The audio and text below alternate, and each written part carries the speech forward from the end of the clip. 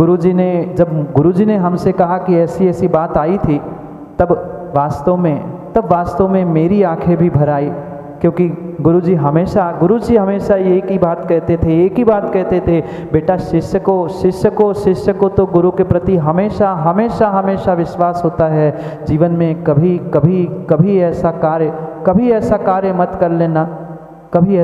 मत कर लेना कि गुरु का विश्वास शिष्य से उठ जाए, क्योंकि जितना महत्वपूर्ण शिष्य का गुरु के प्रति विश्वास नहीं होता, उससे कई अधिक जरूरी गुरु का शिष्य के प्रति विश्वास होना चाहिए कि ये मेरा शिष्य बनने योग्य है और गुरु का वह विश्वास आज काम में आ रहा है। अगर गुरुजी भी किसी की सुनते तो शायद आज मेरी दीक्षा नहीं होती, पर गुरुजी का ही ये विश्वास था कि ऐसे एक कमज़ोर पामर को, एक अनगढ़ पत्थर को आज रत्नत्रय देकर उपकृत करने का पुरुषार्थ किया। समय हो रहा है, जाना है। आप तो बहुत सारे करके आए नाश्ता पानी, कुछ और भी बचे हैं, पर पेट का भोजन करते हुए तो कई जन्मों से उपकार किए हैं। गुरु के उपकार सुनेंगे तो शायद कर्मों के निर्जरा होने की संभावना है।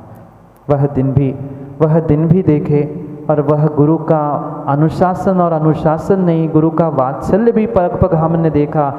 ऐसी स्थिति थी माताओं, दीक्षा के बाद ऐसी स्थिति थी अशोकनगर में दीक्षा हुई और शरीर पर 1 नहीं 2 नहीं 3 नहीं, कम से कम 10-10 15-15 फोड़े एक साथ निकलते थे।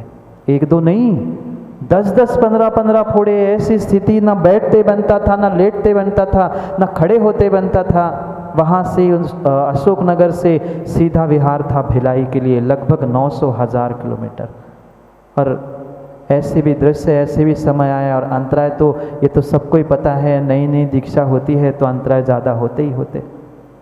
अंतराय भी हो रहे थे, विकट समस्या, ना चलते बने, ना उठते बने, ना कुछ करते बने।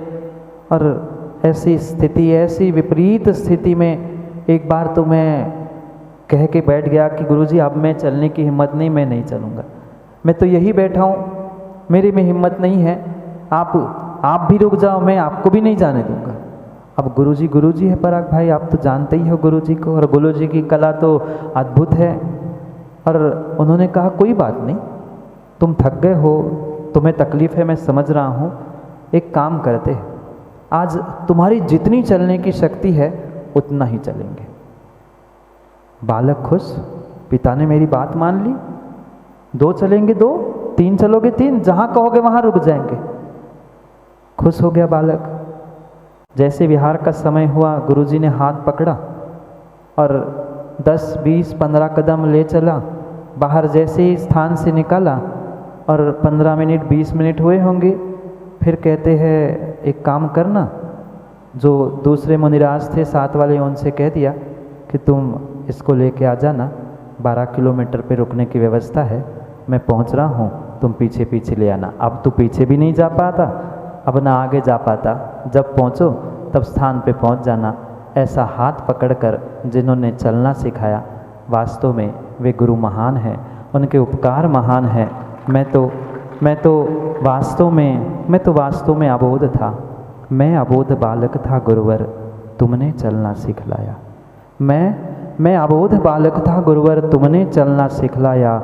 आर्यजनों की संगति में मिस्री सा घुलना सिखलाया। आर्यजनों की संगति में मिस्री सा घुलना सिखलाया। शूल कांटे चुभने पर भी तुमने हंसना सिखलाया। शूल कांटे चुभने पर भी तुमने हंसना सिखलाया। दीक्षा का ये उपहार देकर तुमने मुझको भगवान बनवाया, तूने भगवान बनवाया। और ये तो लखनऊ वाले तो बहुत भली भांति जानते हैं कि शूल काटे ही नहीं, कितनी विकट समस्या भी सामने क्यों ना हो, पर गुरु के आशीर्वाद से वह सब संकट कैसे मिनटों में विकास भाई बदल गए, पता नहीं चला। कैसे मिनटों में संदीप भाई वे संकट बदल गए, पता नहीं चला। ये गुरु का उपकार, गुरु का आशीर्वाद था। पुनः कुछ समय बीता, चर्चाएं प्रारंभ हो गई कि संघ के उपसंघ बनने का विचार चल रहा है, क्योंकि घर परिवार में भी तो यही व्यवस्था होती है, बेटा जिम्मेदार होता है तो पिता उसको अपने जीते जी ही अपनी कुछ व्यवस्था सौंप कर जाते हैं। फुसुर फुसुर शुरू हो गई, इनका उपसंग बन गया। ये अब इसका नंबर कौन जाएगा, क्या होगा क्या नहीं होगा। आखिरकार 2016 का वह दिन छिंदवाड़ा नगर में आ गया। पंचकल्याणक चल रहा था और 4-5 दिन लगातार यही चर्चा, इनका उपसंग बनेगा। क्योंकि जैसे बहुत सारे नगरों से पधारे हुए जीवों ने निवेदन किया, महाराज कुछ समय हमें मिल जाए, कुछ समय हमें मिल जाए। वहाँ भी बहुत सारे नगरों के लोग आए थे छिंदवाड़ा में और सब ने निवेदन किया कि किसी को महावीर जयंती, किसी को चतुर्मास, किसी को कुछ चाहिए था। गुरुजी ने कहा मैं अकेला कहाँ जाऊँगा। तो समाज तो समझदार होती है, समाज ने समझदारी से संकेत किया, गुरुजी आप नहीं, आपकी प्रतिमूर्ति भी चल जाएगी। अब गुरु को तो कुछ चाहिए ही था, कोई निवेदन करे और इसको भेज दे। चंद्रपुर के लिए महावीर जयंती के लिए निवेदन हुआ, गुरु ने आशीर्वाद दिया और 2016 छिंदवाड़ा से वह उपसंग गुरु ने बना दिया। मैं तो विचार में पड़ गया, गुरुजी आप मुझे भेज रहे हो, मुझे तो हिंदी बोलने में दिक्कत है। और सत्य बताऊं, पहली बार जब मतलब उपसंग बन के मैं गया था, धीरज भाई तुम तो कितना अच्छा गाते बोलते सब कुछ है, भले ही पहली बार माइक कप रहा था बात अलग है। मैं तो सही बताऊं, तुम्हारी एक ही बार हाथ कपा होगा, माइक कपा होगा। मैं जब लगभग महीने 2 महीने कह दूं क्या, हंसोगे तो नहीं, और हंस भी लोगे तो क्या होगा, जो है सो है, जो है सो है। जब प्रवचन करने जाता था, प्रवचन बाद में होता था, पहले कमंडल मिट्टी के पुड़िया लेकर भागना पड़ता था, पेट गड़बड़ होता, पता नहीं प्रवचन में क्या बोलूं, प्रवचन में क्या बोलूँगा, क्योंकि बोलना तो हिंदी में, कभी हिंदी में बोला ही नहीं। हिंदी की कौन सी, पहले ही लिखते कि पहले दी लिखते, बिंदी कहाँ पर कोई पता नहीं, कुछ नहीं पता। बोलना पड़ा तो इंग्लिश मीडियम से पढ़ाई हुई थी, इंग्लिश जानते थे कि मदर टंग मराठी थी, हिंदी से कहीं लेना देना नहीं। हिंदी मूवी के अलावा हिंदी से कोई ताल्लुक ही नहीं था। अब हिंदी में बड़े महाराज 15 मिनट थोड़ी बोलेंगे, बोलना तो 1 घंटा, कितना लिखेंगे तो 10 मिनट 15 मिनट। महेश पंडित जी कितना 1 घंटे बोलने के लिए कितना लिखना पड़ेगा। पर क्या पता वह गुरु की कृपा में, यही गुरु से जाते समय कह रहा था, गुरुजी आपने उपसंग तो बना दिया, आप चाहते तो हो, पर मैं करूँगा क्या, मुझे कुछ नहीं आता, मैं वहाँ जाके करूँगा क्या, मुझे अकेलापन रहेगा। मैं 6, 7, 8 साल से आपके साथ हूँ, आपसे सब कुछ सीख रहा हूँ, वहाँ जाके पूरी जिम्मेदारी मेरी होगी, मैं क्या करूँगा। मैंने पूछा गुरु से था जब मुझे दूर था होना, मैंने पूछा गुरु से था जब मुझे दूर था होना, आएगी याद तेरी तो बताओ ना करूँ मैं क्या। क्योंकि अलग तो सबको होना पड़ता है, जो मिलता है उसे बिछड़ना भी पड़ता है। लखनऊ वालों से मिले हैं, कभी बिछड़ने का भी मां समय आया। मैंने पूछा गुरु से था जब मुझे दूर था होना, आएगी याद तेरी तो बताओ ना करूँ मैं क्या। गुरु ने हंस के बोला था बंद आंखें तू कर लेना, गुरु ने हंस के बोला था बंद आंखें तू कर लेना, अपने दोनों अपने माथे पे मेरे तुम, अपने माथे पे मेरे तुम, दोनों हाथों को पा लेना, दोनों हाथों को पा लेना, दोनों हाथों को पा लेना। जिन्होंने कर गुरु के हाथों को माथे पे पाया है, उनसे भी कहता हूँ कि अपने हाथों को, मेरे हाथों को याद आए तो अपने माथे पे पा लेना और याद कर लेना, जैसे मैं याद करता हूँ। मैं याद करता हूँ भगवान को बाद में और गुरु को पहले याद करते हुए इस विद्या की गद्दी पर, सरस्वती की गद्दी पर जब बोलना प्रारंभ करता हूँ, जब बोलना प्रारंभ करता हूँ, मात्र और मात्र गुरु की अनुकंपा और गुरु की कृपा से ही बोल पाता हूँ। जो कुछ भी, चाहे लखनऊ, उज्जैन, मड़ावरा, टीकमगढ़, बानपुर, जहाँ जहाँ से भक्त आकर कह रहे हैं, समय मांग रहे हैं, ज्ञानियों ध्यान रखना, ये मेरा कुछ नहीं है। जो कुछ भी है मेरे गुरु का है, गुरु ने ही दिया है। मात्र गुरु को आँख मीच कर मैं याद करता हूँ और पता नहीं कैसे सरस्वती कंठ पे आकर बैठ जाती है, और जो बोलता हूँ वह दिलों तक, दिमाग तक और भीतर तक उतरने का प्रयास करता है, क्योंकि वह पंक्ति हमेशा हमेशा हमें याद रहती है। सबके दिन एक से, याद करो, सबके दिन एक से नहीं होते, सब दिन भी एक से नहीं होते, सब दिन भी एक से नहीं होते। वह भी दिन था, वह भी दिन था, पर भाई जब एक लाइन लिखने के लिए, एक लाइन बोलने के लिए मुझे 10 बार 50 बार सोचना पड़ता था, कम से कम 10 मिनट माताओं एक पंक्ति लिखने और बोलने के लिए मुझे विचार करना पड़ता था कि अब क्या बोलूं, क्या बोलूं, क्या बोलूं। पर दिन ऐसे गुरु कृपा से दिन ऐसे बदल गए।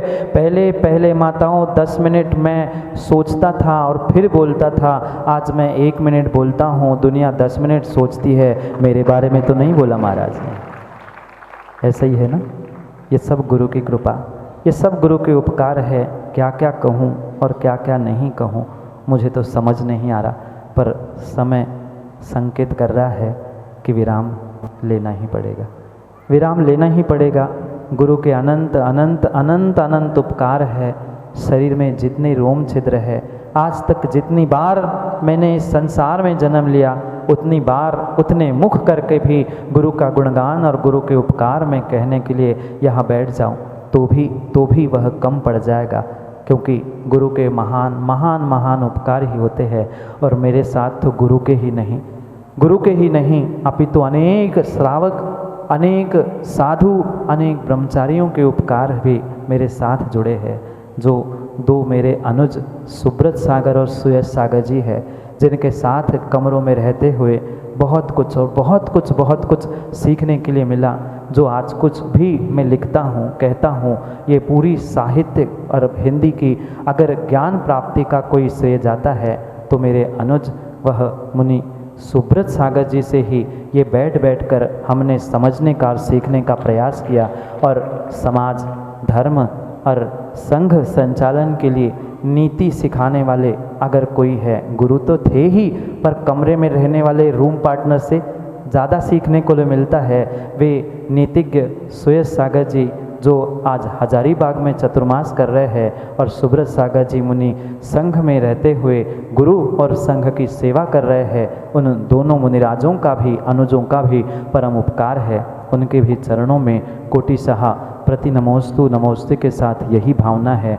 ऐसे ही धक्का, क्योंकि आजकल ट्रेन आगे से मात्र नहीं चलती, आगे मात्र इंजन नहीं होता, जब चढ़ाई पे चढ़ना होता है तो पीछे से भी इंजन लगाते हैं। आगे तो गुरु का इंजन था ही, पीछे इन अनुज भाइयों का वह इंजन मुझे यहाँ तक पहुँचा रहा है। ये उनके उपकार मेरे जीवन में है। और इतना ही नहीं, ब्रह्मचर्य अवस्था और उसके बाद भी मुनि अवस्था में भी जो शरीर अस्वस्थ था, ऐसी स्थिति थी। उज्जैन में तो बहुत सारे उज्जैन के लोग जानते होंगे कि ऐसी स्थिति थी कि कमरे से आचार सीखे कमरे तक पहुंचने की स्थिति नहीं थी। उस स्थिति में जो आज मुनि प्रणुत सागर बनकर मुंबई में चतुर्मास कर रहे हैं, वे अपूर्व भैया ऐसा पुरुषार्थ करते थे। वे स्वयं हाथों में उठाते थे, वे शुद्धि के लिए आचार्य के पास आहार तक के लिए वे हाथों में उठाकर वह ले जाते थे। उनके भी और उनके ही नहीं, ऐसे अनेक अनेक अनेक जीवों के उपकार मुझ पर है, और उनके उपकारों के तले ही आज मैं यहाँ बैठा हूँ। उन सभी उपकारियों को वह यथा योग्य, किसी को नमोस्तु, किसी को प्रति नमोस्तु, किसी को आशीर्वाद, और सब यथा योग्यता से उनके उपकारों का स्मरण करते हुए हम वाणी को विराम लेना चाहते हैं, क्योंकि समय सबका भोजन का तो हो ही गया है। जाओ, समय हो गया है। गुरु के उपकारों के बारे में अभी बहुत कुछ समझना है, क्योंकि एक सेशन में आज कोई काउंसलिंग नहीं होती। क्यों? 2-3 सीटिंग तो बनती ही बनती है। सुबह की सेटिंग से ही दोपहर की सेटिंग के लिए नहीं आओगे ना? नहीं आओगे? आओगे तो पाओगे गुरु की उस अद्भुत उपकार की श्रृंखला को। पुनः दोपहर में समय मिलेगा तो समझेंगे बहुत सारों को सुनना भी है, बहुत सारों की इच्छा थी बोलना है, उनको भी सुनेंगे, और हमारा भी समय रहा तो हमें भी सुनने और समझने का पुनः हम प्रयास करेंगे। भगवान विशुद्ध सागर जी के चरणों में परोक्ष रूप से यही भावना है कि जैसे आपने इस पर्याय में मुझे दीक्षा लेकर उपकृत किया है, हर जन्मों में आप जैसे ही नहीं, मैं तो कहता हूँ आप ही मेरे गुरु बने, आप तीर्थंकर बने और मुझे गणधर बनकर मुक्ति का मार्ग प्रदान करे। ऐसी भावना के साथ ये अद्भुत अद्भुत अद्भुत उपकार की श्रृंखला ऐसी ही हमारे ऊपर बनी रहे, क्योंकि बस गुरु से यही प्रार्थना है, यही इच्छा है। बाकी कुछ मिले ना मिले, पर गुरु चरणों में हमेशा स्थान बना रहे और गुरु चरणों में ही समाधि की प्राप्ति हो। इस मनुष्य पर्याय ने इस मुनि मुद्रा का भी अंत साधु मुनिराज और आचार्य भगवंत के चरणों में हो, क्योंकि जीवन की शुरुआत भी मुनिराज से हुई थी, जीवन का अंत भी मुनिराज से हो।